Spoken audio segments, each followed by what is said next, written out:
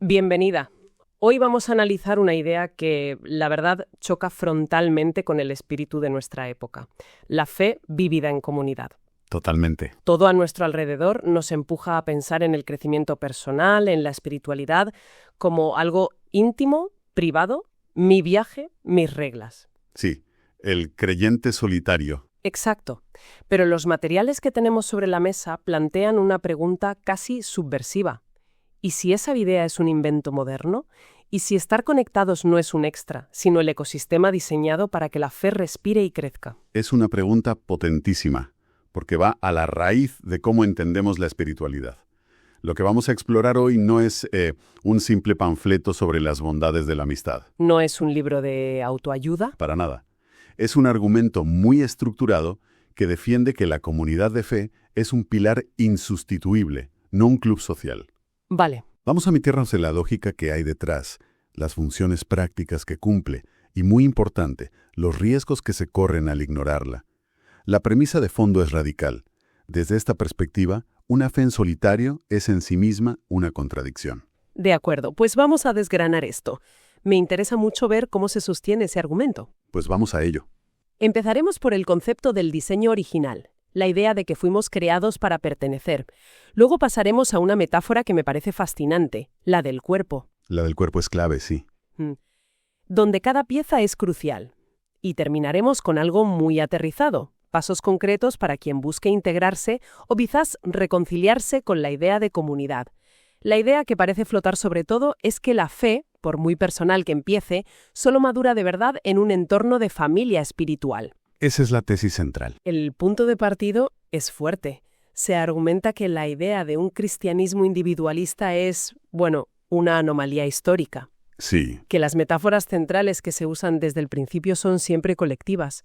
No se habla de creyentes como si fueran estrellas aisladas en el cielo, sino como una constelación. Se habla de una familia, un cuerpo. Una casa construida con piedras vivas. Eso es. Exacto. Y esas no son solo imágenes poéticas, tienen una implicación teológica brutal. A ver. La idea es que el acto de la salvación no solo te conecta verticalmente con Dios, sino que, en el mismo instante, te injerta horizontalmente en su pueblo. O sea que no son dos pasos. No, son dos caras de la misma moneda. No puedes tener una sin la otra. Es como obtener una nueva ciudadanía. No solo tienes un nuevo pasaporte, sino que pasas a formar parte de una nación, con una historia, unas responsabilidades y, una gente. Ciudadano de este país, pero no quiero tener nada que ver con sus leyes, ni su cultura, ni su gente. Es una analogía muy precisa. Desmonta por completo esa noción del creyente no afiliado. La fe personal es el punto de entrada, la puerta, pero la casa a la que entras es una comunidad. Claro. El entorno diseñado para que esa fe no se quede en un mero sentimiento, sino que se desarrolle, madure y se ponga a prueba. Es la vida compartida. Y de ahí se saca una conclusión muy práctica y, diría, bastante desafiante. Sí, lo es. Se llega a decir que si tu plan de crecimiento espiritual no incluye un compromiso real con una comunidad local, básicamente estás intentando aprender a nadar leyendo un libro, pero sin meterte nunca en la piscina. Es que es eso. Estás ignorando el principal gimnasio que Dios mismo ha diseñado para fortalecerte. Es un desafío, sí. Porque te obliga a preguntarte si tu crecimiento es solo teórico o si está encarnado en relaciones reales, con todo lo complicados que puedan ser a veces. Aquí es donde la conversación se pone realmente interesante, con la metáfora del cuerpo. Es una imagen potentísima, esa idea de que la comunidad funciona como un organismo vivo. Sí. Se dice que ninguna parte del cuerpo tiene sentido por sí sola. Es que es brillante por su sencillez. Piensa en ello. Un ojo es una maravilla de la ingeniería biológica, pero si lo separas del cuerpo, ¿no es más que un trozo de materia orgánica que se pudre? Claro, no sirve para nada. Su función, su misma identidad como ojo, solo existe en conexión con el cerebro, los músculos, el sistema circulatorio. Con todo lo demás, la frase clave es: el ojo no puede decirle a la mano, no te necesito. Y esto cambia por completo la perspectiva sobre los llamados dones espirituales. Normalmente pensamos en ellos como talentos individuales, casi como, superpoderes. Sí, como algo tuyo. Tengo el don de enseñar, de animar, de organizar. Y esta metáfora lo recalibra por completo. Dice que esos dones no son medallas para colgarte en el pecho y mejorar tu autoestima espiritual. Son herramientas. Y las herramientas no están diseñadas para ser admiradas en una vitrina, sino para ser usadas en un taller. Su propósito no es la autoglorificación, sino la edificación de otros. El bien común. Exacto. El valor de tu don no está en tenerlo, sino en ponerlo al servicio del cuerpo. A ver si lo entiendo. Es como ser un programador increíblemente bueno que solo escribe código para sí mismo en un disco duro que nunca conecta a Internet. El código puede ser perfecto, una obra de arte, pero no sirve a nadie. Justo eso. La comunidad sería la red que da propósito y utilidad a ese talento. Justo eso. Y lo que se plantea entonces es un callejón sin salida para el creyente que va por libre. Un doble riesgo. Vale. El primer escenario es que tus dones, tus herramientas, se oxiden por falta de uso. Tienes una capacidad increíble para la empatía, pero al no estar en contacto real con las luchas de otros, esa capacidad se atrofia. Como músculo que no se ejercita. Tal cual. Y el segundo riesgo, que me parece incluso peor. Es que uses esos dones para construir tu propio pequeño reino. Tienes un don para comunicar, y en lugar de usarlo para construir la comunidad, lo usas para construir tu marca personal, tu plataforma, tu ego. Se pervierte el propósito. Completamente. En ese momento, la herramienta se pervierte. Es como tener un bisturí de cirujano y usarlo para tallar tu nombre en la mesa. Has perdido por completo el propósito original del diseño. Vale, entiendo el punto de los dones como herramientas para los demás, pero seamos sinceros, el día a día no consiste solo en usar dones. A veces simplemente una está agotada, confundida o pasándolo mal. ¿Qué papel juega la comunidad en esos momentos? Esa es la siguiente capa, y es fundamental. Aquí se introduce el concepto de la comunidad como un medio de gracia. Suena un poco técnico. Suena técnico, pero la idea es muy simple y muy humana. Es uno de los canales principales a través de los cuales recibimos el cuidado y la ayuda de Dios de forma tangible. No es algo abstracto. ¿Y cómo funciona eso en la práctica? Pues se desglosa en acciones muy concretas. La comunidad está ahí para animarte cuando flaqueas, para corregirte con cariño cuando te estás desviando y no te das cuenta. Que es importante también. Importantísimo. Para cuidarte cuando sufres, trayéndote comida si estás enfermo o simplemente sentándose a tu lado en silencio. Y para impulsarte cuando te estancas, desafiándote a no conformarte. Es un sistema de apoyo integral. Me gusta mucho una idea que aparece en el material, que muchas de las respuestas de Dios a nuestras oraciones llegan con nombre y apellidos. Sí, es genial esa frase. No es una voz del cielo. Es la llamada de un amigo en el momento justo, el consejo de alguien con más experiencia o incluso la corrección dura pero necesaria de una persona que te quiere de verdad. Totalmente. Es Dios actuando a través de su gente. Y esto nos lleva a una pregunta que es casi un termómetro espiritual. Una pregunta que se lance como un desafío directo y personal. ¿Cuál? ¿Quién en tu vida sabe realmente cómo está tu alma? No tu trabajo, no tus aficiones, no tu fachada en redes sociales. Tu alma. Si la respuesta honesta es nadie, se considera que estás en una zona de alto riesgo. Es una pregunta incómoda. Mucho. Porque nuestra cultura nos enseña a ser autosuficientes, a no mostrar vulnerabilidad, a ser la heroína solitaria de nuestra propia historia.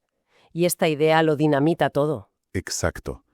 Se apoya en conceptos muy antiguos, como la idea de sobrellevar las cargas los unos de los otros, o esa imagen tan gráfica de que una cuerda de un solo hilo se rompe fácil, pero un cordón de 3 dobleces... Es muy difícil de romper. Muy difícil. La fortaleza, desde esta perspectiva, no está en la independencia, sino en la interdependencia.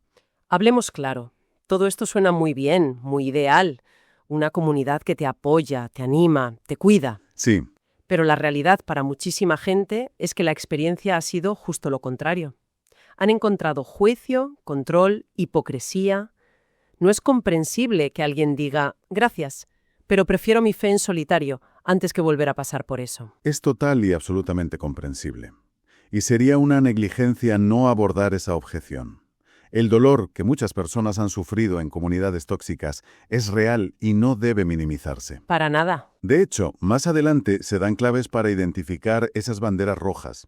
Pero lo que se argumenta es que no debemos confundir una implementación defectuosa con un fallo en el diseño original. Como decir que el matrimonio es una mala idea porque existen los divorcios. Ser el aislamiento permanente, porque el aislamiento trae sus propios peligros, que a menudo son invisibles al principio. O sea que no es una solución. No. Antes de analizar cómo encontrar una comunidad sana, Es crucial entender por qué ir por libre tampoco es la solución. De acuerdo. Entonces, exploremos esos peligros del cristianismo a la carta. No se trata solo de perderse los beneficios, sino de exponerse a riesgos concretos. Sí, y son muy serios. El primero y más sutil es el autoengaño. Ajá. Sin espejos externos, sin gente que nos conozca bien y nos quiera lo suficiente como para decirnos la verdad. Es increíblemente fácil racionalizar nuestros errores. Normalizarlos. Y no hablo de grandes escándalos. Hablo de esa pequeña impaciencia crónica con la familia, de ese comentario un poco hiriente en el trabajo, de esa área de nuestra vida que mantenemos en la sombra. Cosas que, si nadie nos las señala con cariño, se normalizan. Se convierten en nuestra forma de ser y ni siquiera las vemos como un problema. La comunidad es ese espejo necesario. El segundo peligro que se menciona es una fe sin estructura ni hábitos. Una fe que depende enteramente de cómo te sientas ese día. Una montaña rusa, sí. Sin el ritmo de las reuniones, sin el compromiso de servir a otros, sin la molestia de tener que coordinarte con gente diferente a ti, la fe se puede volver muy intermitente. Una especie de, de montaña rusa emocional. Hoy siento mucho, mañana nada. Claro. La comunidad, con sus rutinas y compromisos, proporciona una estructura que nos sostiene incluso cuando las ganas flaquean. Luego está la vulnerabilidad a falsas doctrinas. Una persona aislada es un blanco mucho más fácil para ideas extrañas o enseñanzas desequilibradas que circulan por Internet. No tiene filtro. No tiene el contrapeso, el filtro de una comunidad anclada en una enseñanza más sólida y contrastada. Es más fácil que alguien le venda una teoría conspirativa o una verdad revelada que nadie más conoce. Y el cuarto, que quizá es el más existencial, es la soledad espiritual.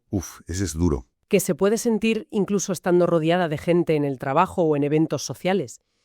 Es la sensación de que nadie comparte tu núcleo de valores, tus luchas más profundas, tus esperanzas.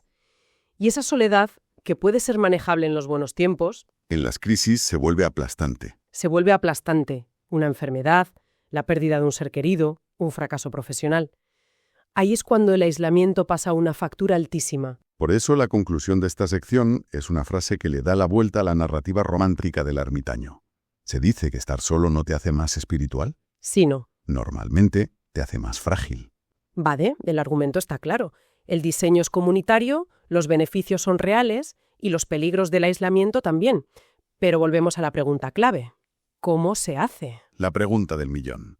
¿Cómo pasa a alguien de la teoría a la práctica? Sobre todo si viene de una mala experiencia o si es una persona introvertida a la que la idea de comunidad le suena a pesadilla. Aquí es donde se ofrece una hoja de ruta muy realista, sin idealismos. No se trata de convertirte de la noche a la mañana en la persona más sociable del mundo.